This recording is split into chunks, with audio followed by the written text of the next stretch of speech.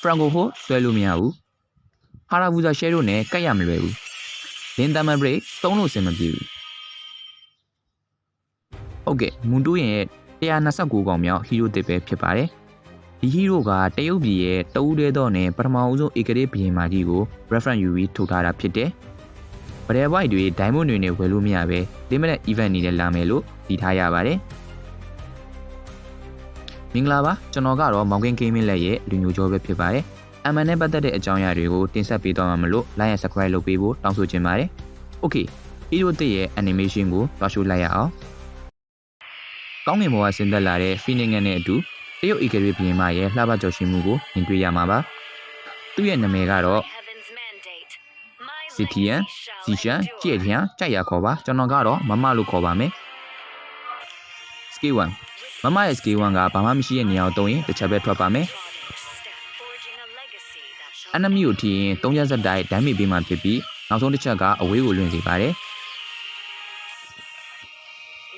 skill 1သုံးတဲ့အခါရွေလျားရင်းသုံးလို့ရတဲ့အပြင် spread rate နဲ့ရှိသမျှအကုန်လုံးကို damage ပေးပါတယ်။နောက်ပြီးတော့ skill 1သုံးချက်က hero ပေါ်တယ်မဟုတ်ပဲတော့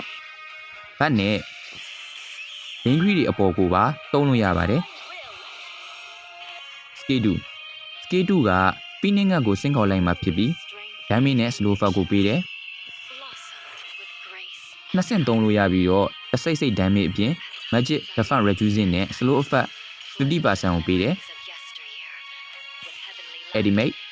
မမရဲ့ Edimate ကမြေပုံတစ်ခုလုံးပေါ်မှာရှိတဲ့ enemy တွေကိုမြင်ရတယ်။ damage လည်းပေးတဲ့အပြင် stun အောင်ပါသေးတယ်။အထက်ပုံမိုက်တာကကိုယ့်ရဲ့ damage တွေကို movement speed တိုးပေးသေးတယ်။ဆိုတော့ဒီလိုမမတာပါရင်ဗရဲတိုင်းက AC ပဲပေါ့ဟုတ်တယ်မလား။ Trade ဒိန်းတွေရုံးတဲ့အခါခြုံတဲ့ကိုမြန်မာလူကြီးဝင်မသွားပဲခုလိုမျိုး scale 2နဲ့စစ် scale 2ကိုတော့ကကြားတယ်ဆိုလို့ရှိရင် scale 1နဲ့စစ်ခြုံထဲမှာသာ enemy ရှိရင် scale 1က3ချက်ထွက်မယ်မရှိရင်တစ်ချက်တည်းထွက်မယ်မမရဲ့ scale တွေအားလုံးက vision ချက်လို့ရတာနဲ့တင်တော်လေးမိုက်နေပြီ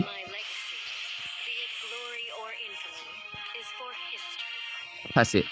okay passive မှာကနှစ်ခုရှိတယ်ပထမတစ်ခုက spell တွေသုံးတဲ့အခါ stat ရမယ် stat တစ်ခုစီအတွက် 1% spell ban ရမယ်အမြင့်ဆုံးက10 stat ဆိုတော့လင်းတာရှောင်းနေရုံနဲ့တင် spell ban 10% က AC ရနေပြီ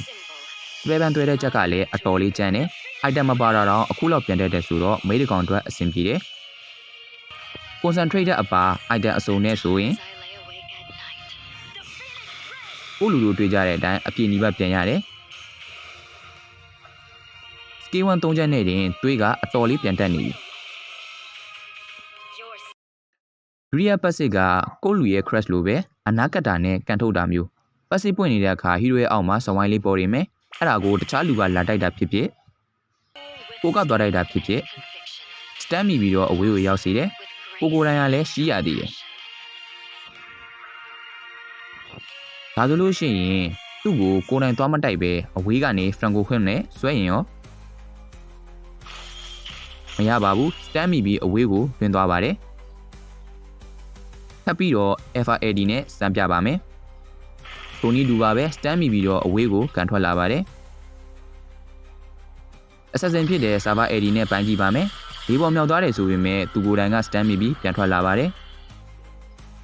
Harabuza ဟာရာရဲ့ scale 2နဲ့ share ချပြီးပြန်ဝင်ကြည့်ပါမယ်။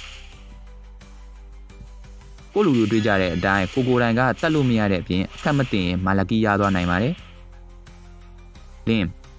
လင်းတမဘလိတ်သုံးတဲ့အခါ stand မိသွားတာကြောင့်ဓာတ်ကောက်ရတာအဆင်မပြေတော့ပါဘူးအကယ်၍ကိုလူကလင်းပြိုလေးဆိုရင်တော့ရှာနိုင်မှာပါကရီနာရဲ့ skill 1နဲ့ edit ကအနာကတ်လို့ရတာမလို့မမကိုကောင်းတာနိုင်မယ်လို့ထင်ပါတယ်ပြောရင်ဆိုရင်ကျွန်တော်မမကဖုံးဆက်နေပြီမို့လို့ဗီဒီယိုလေးကတော့ဒီလောက်ပါပဲစမ်းစီခြင်းတဲ့ hero တွေရှိရင် comment မှာမှန်းခဲ့ပါအဆုံးထိကြည့်ရှုပေးကြလို့ကျေးဇူးတင်ပါတယ်